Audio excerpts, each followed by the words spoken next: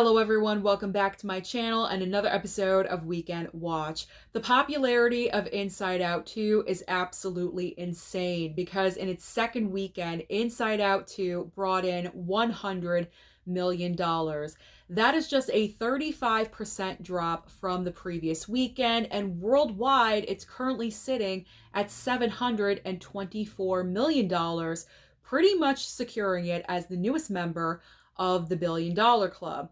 So now the question is, how far is Inside Out 2 going to go? Because right now the industry is saying that by the end of its run, Inside Out 2 could possibly pull in 1.4 billion, which would put it right around Barbie and also Super Mario Brothers. But if the daily totals continue as they have been for the past week, I would not be surprised if Inside Out 2 made more than that and possibly went the distance to 1.5 or even 1.6. Maybe 1.6 is kind of reaching, but 1.5, it could be possible because the daily totals for this movie is insane. This past Tuesday, the movie brought in $29 million. On Wednesday, it made $30 million. And on Thursday, it brought in $19 million. So it is possible. However, there is a roadblock coming up, and that roadblock's name is Despicable Me 4. Because with Despicable Me 4, obviously, this is part of a franchise that does extremely well at the box office, but also, obviously, it's another animated movie, and that will cut into Inside Out 2's target audience, which is families and children. So we're just going to have to wait to see which movie is going to dominate in July. Is it going to be Inside Out 2 or Despicable Me 4? Because I don't know, for some reason, I just think there's something really special about Inside Out 2, and maybe it will outshine Despicable Me 4. You never know. So we're going to have to wait and see, but I'm excited to see how far Inside Out 2 is going to go. All right, now let's talk about the rest of the top 5. In second and third place, second place is Bad Boys Ride or Die. Still performing well considering what it's going up against the past couple of weekends. So we have Bad Boys Ride or Die with $18.7 million. In third place, we have the debut of The Bike Riders. Unfortunately, I don't think this movie really found its audience. I'm not sure if there was enough marketing and advertising for the film, plus, again, the competition of Inside Out 2. So The Bike Riders only pulled in $10 million even. And fourth and fifth place for this week is actually a tie because fourth and fifth both made the same amount of $3.6 million. So we have Kingdom of the Planet of the Apes and also the Garfield movie. So let's talk about the box office for this coming weekend. What is coming out to bring competition to Inside Out 2? We do have two main brand new releases and also a smaller, more limited release. We have A Quiet Place Day 1 and also Horizon, an American Saga, Chapter 1, starring Kevin Costner. I also believe he directed the movie. This is a passion project for Kevin Costner. I believe he financed this film with his own money, which is absolutely insane. I wouldn't want to bank on myself that much, but he did it. It's Kevin Costner. He can do whatever he wants. But these are great counter programming to Inside Out 2. We have a horror film and also a Western. So there's going to be a lot of variety at the box office. And also the smaller release is a film called Daddy-O, starring Dakota Johnson and also Sean Penn, if you guys are interested in that movie as well.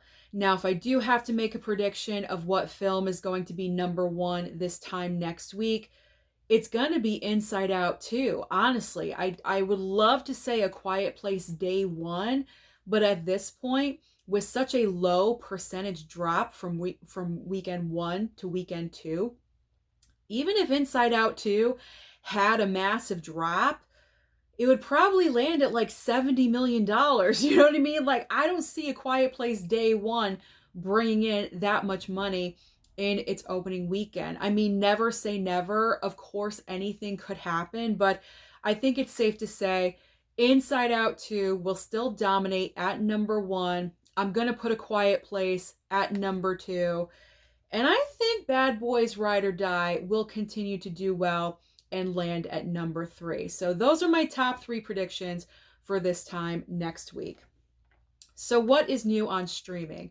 Because, as I always say, there's always options on streaming for you. And this week, we do have a lot of variety. So, starting off over on Netflix, there's a brand new film called A Family Affair starring Nicole Kidman and also Zac Efron. I like Nicole Kidman. I think I'll check this one out. It looks like it could be pretty interesting. Maybe a little bit funny in parts. I don't know. Is it a comedy? I think it is. I think it's a rom-com. So I'll check that out. Sounds like it could be good. All right, Max is debuting a brand new A24 title called Problemista. Now, here is my gold star recommendation for the week. Over on Hulu, we have two brand new additions to the Hulu schedule. We have The Bear Season 3, and that is my gold star recommendation for the week because I absolutely love and adore the show. I kind of have like a connection to it because obviously the show takes place in a restaurant. I was a waitress in restaurants for about 20 years, so I know how it is. It's accurate, okay? The stress and everything that you go through, it's very, very accurate. So I love this show. Absolutely. It's pretty much won every award under the sun that you can think of. This show is just amazing. The talent, the writing. So that's my gold star. Plus, it's an easy binge. They're only half-hour episodes and you just can binge it so quickly. So that's why I love this show. So if you haven't seen The Bear, I highly recommend you start binging it right now. Get ready for season 3. The other brand new debut on Hulu is called Red Right Hand, and I believe that's starring Orlando Bloom, if you guys are interested. All right, over on Amazon Prime, there's another brand new documentary this month, this time for Celine Dion. It's called I Am Seline Dion. I am watching this, absolutely. I have loved Celine. When I was younger, it was like either you were a Celine Dion fan or a Mariah Carey fan. I never cared for Mariah Carey. I was Celine Dion all the way. So I'm watching this. Absolutely. And you know they're going to talk about her diagnosis with, I think it's what's it called? Stiff person syndrome. I would like to know more about this because before Celine Dion announced her diagnosis, I wasn't really familiar with this at all whatsoever. So I'm curious. I would like some education. And plus, I just love Celine Dion. So I'm going to watch this. Absolutely. And there's also another brand new release on Amazon Prime called My Lady Jane. Paramount Plus is debuting Out of Darkness. Do you remember that film? I think it dropped in theaters in January or February, around that time period, where not the best movies go out into theaters. This one I was kind of considering watching, but I said, you know what? I'm going to wait for streaming, and here it is. So I will finally check out Out of Darkness on Paramount Plus. And finally, on Apple TV Plus, we have two brand new options for you. Another brand new movie with Lily Gladstone. She's just all over the place right now. I'm so happy to see that because she is very talented. So she's in a brand new movie called Fancy Dance, and also the other brand new release on Apple TV Plus is called Land of Women. So that is everything happening at the box office and also on streaming. So comment down below and let me know your thoughts about Inside Out 2.